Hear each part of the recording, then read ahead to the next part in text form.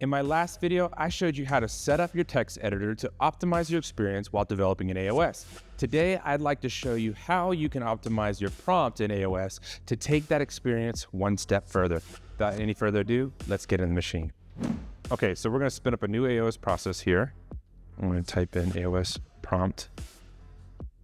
Okay, we are going to be editing this section right here, our prompts. So create a new file and call it prompt.lua. Now you don't necessarily need to do this part because you can just simply do it inside of the editor right on the command line, but I'm not going to do it there. I'm actually going to do it here so that we can actually see the entire function as we're doing this. So first and foremost, you're always going to do it by starting off with function prompt, okay? And then you always end your functions with end, okay?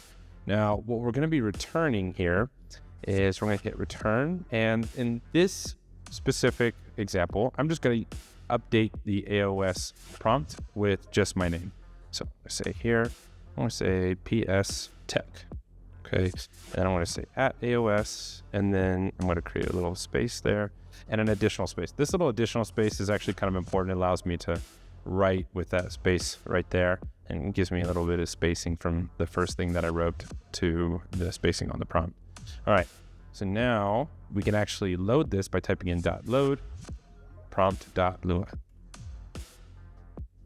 Okay, see, I have edited my prompt here, so PS Tech at AOS. Now let's go ahead and make something useful out of this, and we're going to actually make it to where the prompt shows us the number of messages that we have received. Okay, so instead of just writing this, I'm going to actually bring this back a little bit. And then I'm going to say inbox, and I'm going to add here. So we need 2 spacing, and then I'm going to say inbox. Oh, and one more thing. I actually want to wrap this. I have to wrap this in quotations. There we go. Perfect. Last but not least, I like to keep that arrow there with that little bit of spacing there. Okay. And we are done. We hit save on the file. Come back down here, and we're going to reload prompt.lua. Perfect. Okay, so I've received one message. Okay, and I can confirm that by typing in, inbox.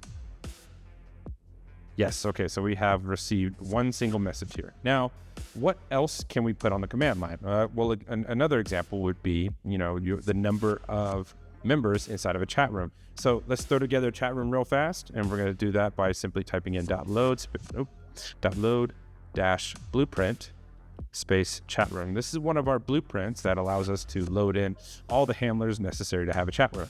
So I can confirm that I've loaded everything by typing in handlers.list. So I have broadcast, unregister, and register. Perfect. So I need to register myself because if I type in members, okay, it's an empty string, or an empty table rather, in Lua. And so I need to make sure I hit send, and I'm going to target equals AO.ID. That's my process ID, which is the owner or the manager of the chat room. And I'm going to say action equals register. And this will register process ID into the chat room.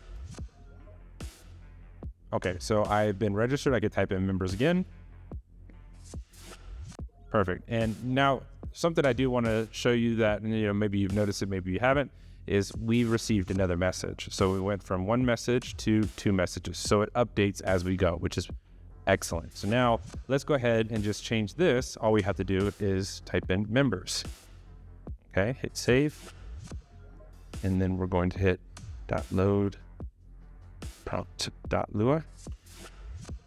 Excellent. So notice that number went back to 1. Oh, I did forget one thing. Let's just change this to members. And we're going to redo that by typing in .load prompt.lua.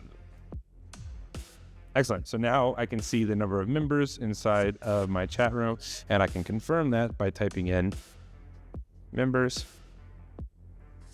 And I have 1 member, which is my process ID. If I type in AO.ID, I can see that. See, same process ID. And then I could check my messages to make sure that's a different number. Excellent. So, and that is 2. And it's as simple as just coming back up here, going to inbox, and then just changing this to inbox. And then I can just go back to the inbox by saying prompt.loopback. There you go. And that's how you customize your prompt.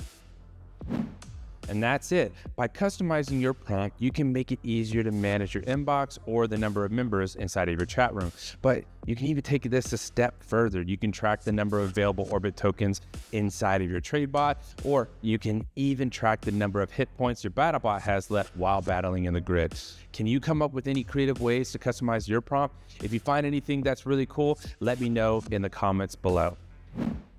If you want to see more videos like this, then make sure to follow the AO account on X and click the notification bell so you don't miss any of the upcoming alpha. And if you haven't taken part of the AO testnet yet, then you can learn all about how to use the hyperparallel computer in the AO cookbook at cookbook_ao.arweave.dev. And until next time, I'll see you in the machine.